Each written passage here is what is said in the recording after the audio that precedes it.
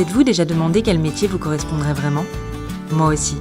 C'est pour ça que j'ai décidé d'aller à la rencontre de gens issus d'univers différents pour écouter leurs histoires, leurs parcours et ce qu'ils apprécient le plus dans leur métier. Je suis Camille et je t'emmène avec moi pour les découvrir. Bienvenue dans « Et toi, quel est ton métier ?» Un podcast plein de curiosité, de bonne humeur et de rencontres qui, j'espère, vous aidera à explorer votre propre chemin. Bonjour à tous. Aujourd'hui, nous allons parler du métier d'agent d'état civil et pour ça, j'accueille Estelle qui exerce ce métier au quotidien. Bonjour Estelle. Bonjour. Merci d'être là. Pour commencer, est-ce que tu peux nous expliquer ton métier ? Bien sûr. Alors, agent d'état civil, ça consiste au sein d'une ville, d'une mairie, à enregistrer tous les événements qui sont liés à l'état civil d'une personne. Donc, ça va être la naissance, le mariage, le décès et également tous les documents administratifs qui vont tourner autour de la vie de cette personne qui est née, qui habite dans la commune. Donc, ça va être tout ce qui va être attrait à son acte de naissance, à également tous les événements qui vont être liés tout au long de sa vie à l'état civil et également si, par exemple, elle a un livret de famille. Tout ça va être, voilà, tout ce qui va être administrativement lié à cette personne, tout au long de sa vie. Et pour qu'on comprenne un petit peu ton parcours, est-ce que tu peux nous expliquer comment tu en es venue à ce métier ? Alors, j'en suis venue, c'était pas forcément une passion, parce que je pense qu'on ne souhaite pas, par passion ou par vocation, travailler en mairie. C'était plutôt une suite d'opportunités. Moi, après le bac, j'ai fait un BTS assistant de gestion PME-PMI. Et juste après ce BTS, j'ai pu intégrer ce qu'on appelle le centre de gestion, qui est un peu de l'intérim pour les collectivités. Et après différentes missions, j'ai pu participer à une petite formation qu'on appelle aujourd'hui la formation Prémicole, qui dure quelques mois, où je me suis spécialisée dans l'accueil de services à la population, comme d'autres peuvent se spécialiser en comptabilité ou en ressources humaines, ou en urbanisme. Et après cette formation de quelques mois, je suis allée de mairie en mairie pour faire des remplacements. Et après, tout le reste, je l'ai appris sur le tas, formé par les collègues ou par ma propre expérience. Et en mairie, tu as tout de suite commencé à l'état civil ? Non, au début, j'ai fait des remplacements sur différentes missions administratives qui n'avaient rien à voir avec l'état civil, par exemple de la facturation de cantine ou des inscriptions à droite à gauche, vraiment du purement administratif. Et j'ai dû passer par cette formation-là, assistant de service à la population, pour découvrir les bases de l'état civil et me former un petit peu, et pour après accéder à des postes soit d'accueil ou d'état civil, ou les deux généralement, parce que les deux sont liés. Ok. Et si quelqu'un voulait suivre ton chemin, est-ce qu'il y a un parcours spécifique ou c'est celui que tu as fait ? Donc tu nous parlais d'un parcours Prémicole, est-ce que c'est le seul qui existe ou est-ce qu'il y a d'autres possibilités pour entrer dans la fonction publique en tant qu'agent d'état civil ? Il n'y a pas de parcours spécifique parce que moi je suis catégorie C, donc là, en fonction publique il y a différents grades. Et moi, comme je suis en C, donc c'est le plus faible, le bas de l'échelle, si on peut dire. Mais il n'y a pas forcément besoin de concours pour y entrer. Donc souvent, c'est, comment dire, on peut rentrer, si j'ose dire, par la porte, par la fenêtre. C'est vraiment aussi des situations de vie où les gens, il y a un poste, on postule, mais c'est des gens qui viennent de tous les horizons. Il n'y a pas besoin d'un parcours spécifique, d'un concours ou d'avoir fait telles études. Moi, en tout cas, tout au long de ma carrière, j'ai croisé des collègues qui venaient d'horizons différents. Et comme on se forme aussi beaucoup sur le tas, moi, je suis passée par cette formation-là, mais j'ai des collègues qui viennent, par exemple, de la petite enfance ou qui viennent du privé, qui viennent de carrières complètement différentes et qui postulent, sont recrutés et après se forment complètement sur le tas via nous ou via des formations. Mais il n'y a pas besoin d'avoir fait des études précises ou d'avoir suivi un parcours spécifique pour pouvoir devenir agent d'état civil. D'accord. De ce qu'on comprend de ton parcours, c'est des opportunités qui se sont présentées à toi et qui t'ont amené là. Est-ce que c'est un métier que tu aimes ou tu le fais parce que les opportunités se sont présentées ? Non, c'est un métier que j'aime parce que si je ne l'aimais plus, j'aurais bifurqué vers un autre métier. Moi, aujourd'hui, j'y trouve mon intérêt. Je trouve que le service public a une grande utilité, même s'il peut être en difficulté, même s'il peut être critiqué. il a quand même comment dire? L'utilité d'être là et d'être, proche de la population et de pouvoir apporter quelque chose et c'est une suite d'opportunités qui m'a amenée là, mais aujourd'hui, je suis très contente d'avoir eu ces opportunités, ce hasard peut-être, qui m'ont amenée là où j'en suis. Et donc, est-ce que tu peux nous raconter ton métier, par exemple ton quotidien? Est-ce que tu as des journées types ou peut-être des semaines types? Alors des semaines types, alors ça dépend dans quel type de collectivité, on travaille. Moi aujourd'hui je travaille dans une très grosse, mairie d'Ille-et-Vilaine. Donc on est, comment dire? Notre travail est réparti par cycle de travail de 2 mois, avec une équipe fixe pendant 2 mois et ensuite on tourne sur tous les postes. On change de collègues et on tourne sur tous les postes. Mais dans de plus petites collectivités, c'est beaucoup plus régulier et on peut avoir, toujours à peu près les mêmes tâches qui se répètent. Après ça peut varier selon le public qui vient. Mais en tout cas, moi, aujourd'hui, c'est par cycle. Donc c'est un métier qui est assez régulier, mais via notre organisation et du coup, tous les 2 mois, on change et on revient, sur les postes. On a 6 pôles et on tourne sur les 6 pôles tout au long, de l'année. D'accord, et quels sont ces 6 pôles? On a 3 pôles publics et 3 pôles hors public. Donc les 3 pôles publics, ce sont les mariages, les naissances et les décès et les 3 pôles hors public, ça va être tout ce qui va être délivrance d'actes, donc les gens qui demandent leur acte de naissance, par exemple. Le service des mentions, c'est-à-dire qu'on appose sur les registres, toute la vie des personnes, par exemple des personnes qui se sont, mariées, des personnes qui sont pacsées, des personnes qui ont divorcé, mais pas forcément dans leur commune de naissance. Et bien ça, on va le mettre à jour D'accord, et également le service des livrets de famille. d'accord. Et est-ce que dans ces missions, dans ces différents pôles, il y a des missions que tu préfères plus que d'autres?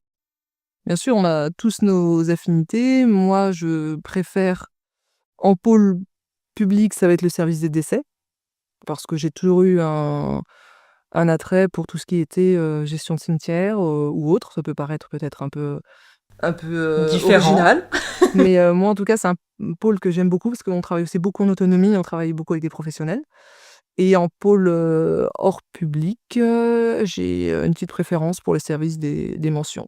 On a un côté un peu, moine qui recopie à l'ancienne sur des vieux grimoires. D'accord. Parce qu'on a effectivement, des registres sur lesquels on écrit, les événements de la vie des gens et que ce soit un registre, par exemple, de l'année, 2006 comme un registre de l'année, 1930. Et donc tu es en contact, aussi, peut-être avec les familles, notamment tu parlais du pôle décès. Est-ce que tu accompagnes un petit peu les familles ou pas vraiment?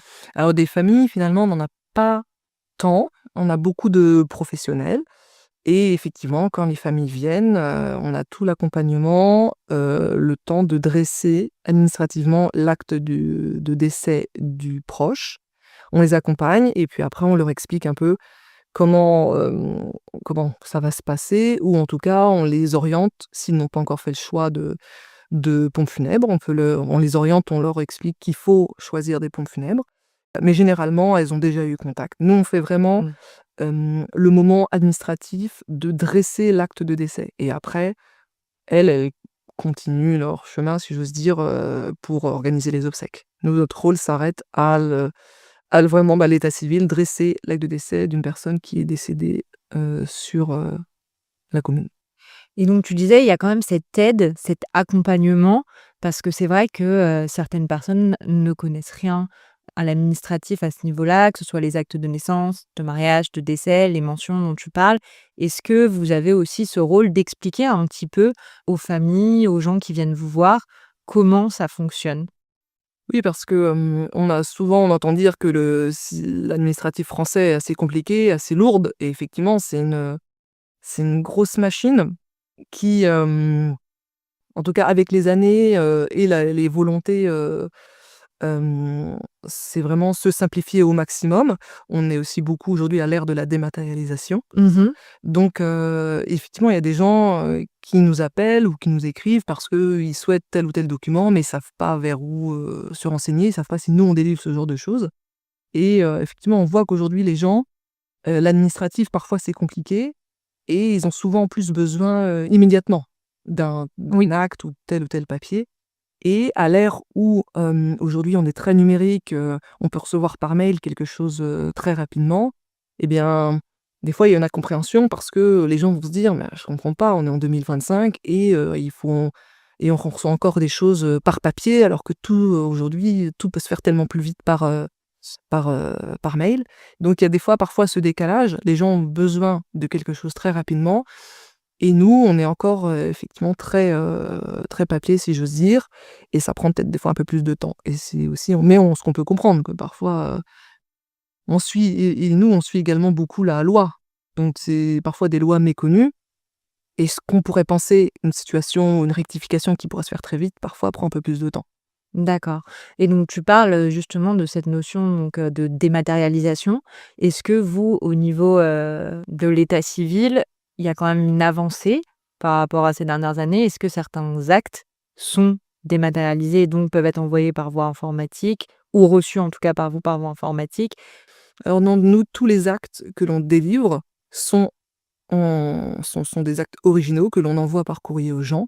Mais par contre, la dématérialisation a fait que maintenant certains canaux sécurisés se mettent en place entre, les collectivités et des professionnels, comme les notaires par exemple, ou d'autres mairies. Ça leur développe beaucoup pour effectivement que ça aille plus vite. Mais ça, c'est vraiment entre professionnels et le rapport en tout cas qu'il y a avec le particulier, c'est uniquement toujours par papier. Peut-être qu'un jour ça évoluera, ça également. OK, et dans ton métier, donc tu dis que tu as aussi des liens avec des professionnels, tu parlais des notaires et des autres mairies. Est-ce que vous êtes en lien avec d'autres professionnels également? Alors on est en lien au niveau par exemple, des naissances, on est en lien avec les maternités, et puis les autres mairies effectivement, pour les décès, on est en lien avec des pompes funèbres et les notaires, les avocats, si je réfléchis, c'est généralement les Ces groupes, ouais, professions-là. ces professions-là avec lesquelles. Et par exemple, avec les maternités, comment ça se passe? Les maternités vous déclarent une naissance? En fait, au moment où les personnes ont un enfant, ils vont au service administratif de la maternité déclarer cet enfant et après la maternité nous envoie comment dire? La déclaration de naissance. Mmh. Nous, on l'enregistre administrativement ou soit les personnes, généralement les pères, passent en mairie déclarer cette naissance. D'accord. Mais sinon, on a un lien effectivement quotidien avec la maternité, notamment quand il y a des questions qui se posent, des questions purement, administratives et d'état civil. Et puis, voilà quoi, effectivement, comme on a des naissances tous les jours, Et on a quelles également un lien. questions, peuvent se poser, par exemple de la maternité? Est-ce que vous avez des questions, par exemple, sur les prénoms ou les noms? Est-ce que c'est la maternité qui vous soumet, ce genre de questions? Sur les prénoms, c'est un peu compliqué parce que souvent on peut pas, nous en tant que mairie, on ne peut pas décider. Bien sûr. On n'a pas à prendre acte et à dire: «Ah bah oui, ça c'est un prénom qui va passer ou ça c'est un prénom qui ne va pas passer». Nous, ce qu'on peut dire à la rigueur, c'est, écoutez, si la famille insiste, si les parents disent: «Nous, on veut ce prénom-là», on prend acte, mais ce sera comment dire? Un acte de naissance qui sera transmis au procureur. Nous, on ne va pas trancher, on va pouvoir prévenir la famille disant que ça va peut-être nous, on pense que ça peut porter préjudice à l'enfant, mais nous ne décidons pas, on transmet au procureur et c'est le procureur qui décide. Oui, et donc là, on parlait des prénoms qui pouvaient causer un préjudice à l'enfant, mais est-ce que la maternité va pouvoir, vous poser, d'autres types de questions? Est-ce qu'il y a d'autres sujets? Oui et souvent, c'est souvent pour des personnes, par exemple, qui sont de nationalité étrangère et qui se posent des questions sur quel nom de famille elles peuvent transmettre et là, souvent on demande aux gens de passer. C'est plus facile de les voir en visu. Parfois, en plus, ils nous amènent des documents et comme ça, on peut échanger et les orienter parce que, notamment avec des bébés qui vont pouvoir avoir une double nationalité, le choix d'un nom de famille peut être assez important au moment d'une naissance. D'accord. Donc souvent, en tout cas, les échanges avec les maternités, ce sont vraiment souvent en plus des cas particuliers et vraiment des demandes, purement, administratives et d'état civil sur des questions un peu pointues et on se rend compte que souvent, eh bien, chaque cas est un peu particulier. OK. Chaque famille a une question précise ou en tout cas une situation, plus ou moins complexe. D'accord. Et pour revenir sur, ton quotidien, est-ce que toi, tu pourrais, quantifier ton temps? Est-ce que la majorité de ton temps est consacré à l'administratif ou plus justement peut-être, aux échanges avec les professionnels ou les usagers? Moi, on fait quasiment que de l'administratif parce que Mmh. du coup, les échanges sont inclus et de toute façon, des échanges qu'on va avoir, vont en résulter de l'administratif. Donc OK. par exemple, même si quand on reçoit un couple, par exemple, pour enregistrer un dossier de mariage, on échange avec eux, mais en même temps, on crée un dossier administratif. Mmh. Donc finalement, tout ce qu'on fait est administratif, mais on le complète avec, des échanges, on voit beaucoup de public. Et vous Ils viennent de travaillez toute façon pour une démarche administrative. d'accord. Et vous travaillez, en équipe des fois? Parce que tu parlais de tes collègues tout à l'heure. On travaille toujours en équipe. D'accord. On on Vous n'êtes jamais seul, sur, un dossier ou? alors on travaille toujours par pôle, donc par équipe Mmh. et on fait tous la même chose, mais on le fait différemment. C'est D'accord, ce qu'on donc on travaille de façon autonome sur, par exemple, le dossier qu'on a, d'accord. mais on est, continuellement à échanger puisqu'on est plusieurs sur le pôle et que, toutes les informations doivent parvenir à tous les collègues. Donc on fait bah, sur un dossier, on va être tout seul, mais généralement, sur par exemple, je pense à un dossier de mariage, toutes les informations sont dans le dossier parce que si jamais il y a une question derrière et que ce soit un autre collègue qui reprenne le dossier, il faut qu'il puisse avoir accès à toutes les informations. D'accord. Et selon toi, quels sont les avantages de ton métier? Les avantages, c'est, être au contact de la population, de, rencontrer, plein de monde, d'avoir un métier très polyvalent et très intéressant Mmh. et de pouvoir, faire plein de tâches, plein de missions différentes. Des missions qui sont jamais les mêmes, même si le gros du travail, reste, le même au quotidien, mais il est ponctué de plein de cas particuliers, plein de cas où il faut continuellement réfléchir et chercher, à trouver une solution et toujours, toujours se remettre en question et toujours se demander, ce qu'on pourrait faire et toujours apprendre, tous les jours on apprend quelque chose. Et en plus, vous êtes là quand même dans des moments de vie importants pour les gens, que ce soit les mariages, les naissances, les décès, ça reste des moments très importants dans la vie, Et oui et on représente aujourd'hui aussi le service, public et on est, ouvert à tout le monde et on essaie de répondre, au mieux dans la limite de nos compétences et avoir cette, égalité et cette équité de traitement pour toutes les personnes qui viennent, pouvoir avoir des renseignements ou qui viennent faire une démarche. OK. Est-ce que tu vois quand même des inconvénients dans ton métier? Est-ce qu'il y a des choses qui te plaisent moins? Les inconvénients, pour moi, pour ma part, que je trouve aujourd'hui dans mon métier, c'est, la difficulté de pouvoir progresser dans ma carrière parce qu'aujourd'hui, si on ne passe pas par les concours, c'est compliqué et c'est plus long de gravir les échelons, comparé à, par exemple, à une entreprise dans le privé où on est aussi récompensé par notre, expérience, par notre, réactivité au travail ou, les opportunités qu'il peut y avoir. La fonction publique, c'est plus compliqué. Les métiers sont fléchés, il y a des grades, donc on peut mettre plusieurs années avant de pouvoir, grimper en compétences si on n'arrive pas à avoir le concours, par exemple. Tu nous parlais tout à l'heure de catégorie C, B et A. Tu me disais que tu étais en catégorie C.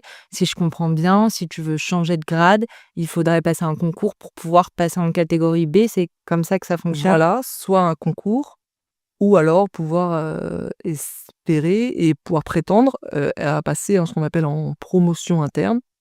Mais ça prend plusieurs années et il faut avoir, tant d'années d'expérience sur, D'accord. C'est pas si dans la évident. fonction.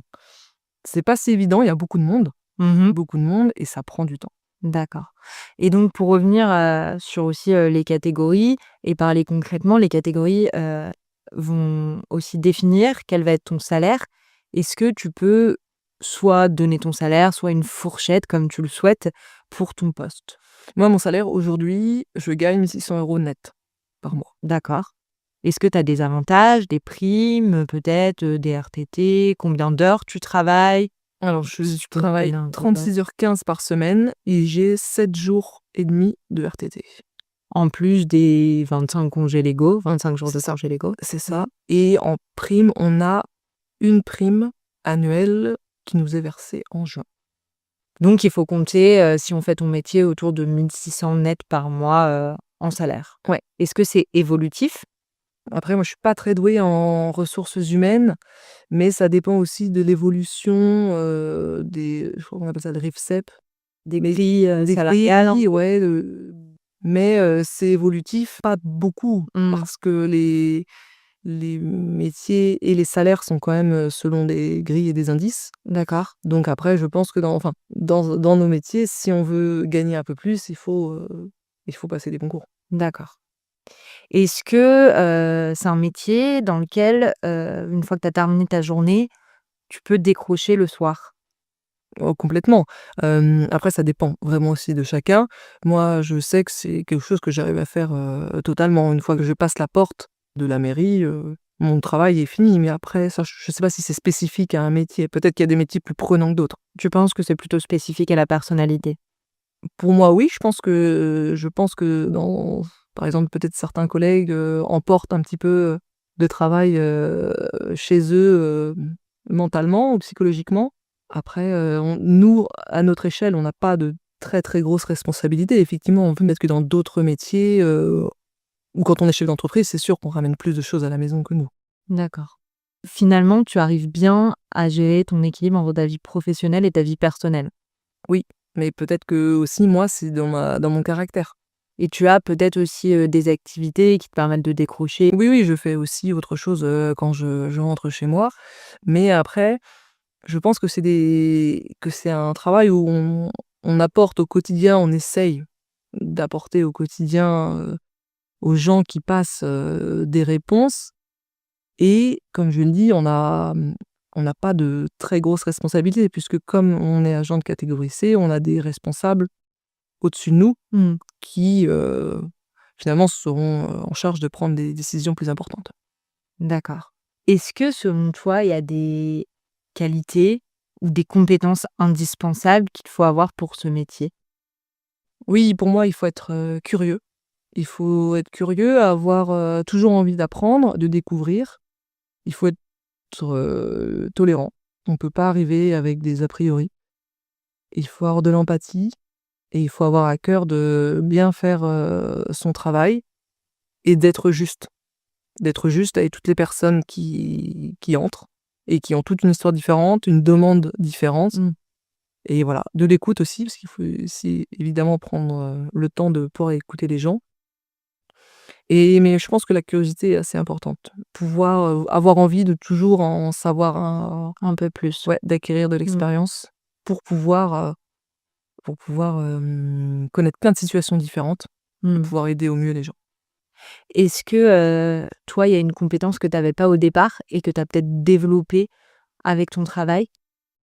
Je pense que c'est la tolérance qui n'a fait que grandir parce qu'on est obligé de on accueille tout le monde et en fait, on découvre que tout le monde a une histoire différente et que tout le monde a ses difficultés et qu'on fait comme on peut dans la vie et du coup, ce qu'on pourrait penser d'une personne, qui rentre dans une pièce, mais que ce soit au sein du travail comme au sein de la vie personnelle, ben, enfin, parfois, c'est pas tout à fait ça et que Mmh. rien n'est blanc et rien n'est noir et que c'est toujours un peu plus compliqué. Donc ça t'a aidé à enlever, en fait, certains a priori que tu aurais pu avoir sur des personnes? Oui, puis ça aide aussi au quotidien, finalement, de se dire, bah, ce qu'on peut penser en premier abord, bah, finalement, c'est jamais tout à fait ça. D'accord. Est-ce qu'il y a des clichés, notamment sur ton métier, que tu aimerais casser? Mais oui, on a toujours le cliché du fonctionnaire qui commence à 10h, après la pause café et qui finit à 16h. Et c'est un cliché, moi, qui m'énerve parce qu'aujourd'hui, c'est totalement faux, On est des agents, on travaille, comme tout le monde, on travaille beaucoup, parfois avec des moyens, limités Mmh. et puis on fait beaucoup de choses. On est polyvalent, on est multitâche et je pense notamment des fois aux communes, plus petites où on peut penser que, Quand la mairie est fermée, les gens, font du tricot ou se tournent les pouces et c'est pas vrai. Il y a toujours, c'est des gens qui travaillent énormément, qui ont énormément de tâches administratives et moi, dans ma carrière, j'ai pas souvent rencontré, voire jamais, rencontré de gens, Qui ne font rien. qui ne font rien et qui Mmh. correspondent, aux clichés. Et donc avec le recul, est-ce qu'il y a quelque chose que, tu aurais aimé savoir avant de commencer? Et qu'est-ce que tu dirais à quelqu'un qui veut se lancer? Ce que j'aurais aimé savoir avant de commencer, pas forcément parce que ça a été toujours plus ou moins, ça a toujours correspondu à l'image que j'avais en tête de ce métier-là. Mais ça n'a fait que renforcer, ce que je pensais et qu'on rencontre des gens formidables et moi, toutes les rencontres que j'ai faites, elles m'ont aidée. J'ai jamais, eu de soucis, de déconvenues ou de déceptions. J'ai toujours rencontré que des gens, bienveillants Mmh. qui t'aident et qui te forment et qui ont à cœur de transmettre, leur passion. Donc même si c'est un métier qu'on fait pour soi, mais aussi beaucoup pour les autres parce qu'on Mmh. travaille pas que pour soi, on travaille pour, essayer à notre petit niveau d'aider les autres et de solutionner, quelque chose. Mais, non, j'ai pas eu de grosses surprises, ça correspondait plutôt à l'image que je m'étais fait du métier. D'accord. Et du coup, tu dirais quoi à quelqu'un qui voudrait se lancer? Ouais, que c'est un métier très intéressant, pas toujours, évident. Et effectivement, il y a des fois où c'est plus ou moins, difficile, mais finalement comme dans tout métier et je dirais qu'il faut pas avoir d'hésitation. On se forme sur le tas, on apprend plein de choses mais que tout le monde peut y arriver. OK. Et pour terminer, est-ce que toi, il y a quelque chose qui te rend fière aujourd'hui dans ton parcours? Bah, ce qui me rend fière, c'est de pouvoir, aider à ma petite échelle, d'avoir, pu accompagner les gens, d'avoir pu les aider et de finalement, faire avancer, le service public et de faire ma part. Comme le colibri. Exactement, comme le colibri. Merci Estelle pour ce partage. Merci à vous pour votre écoute. N'hésitez pas à vous abonner, à partager l'épisode et on se retrouve très vite pour la découverte d'un nouveau métier.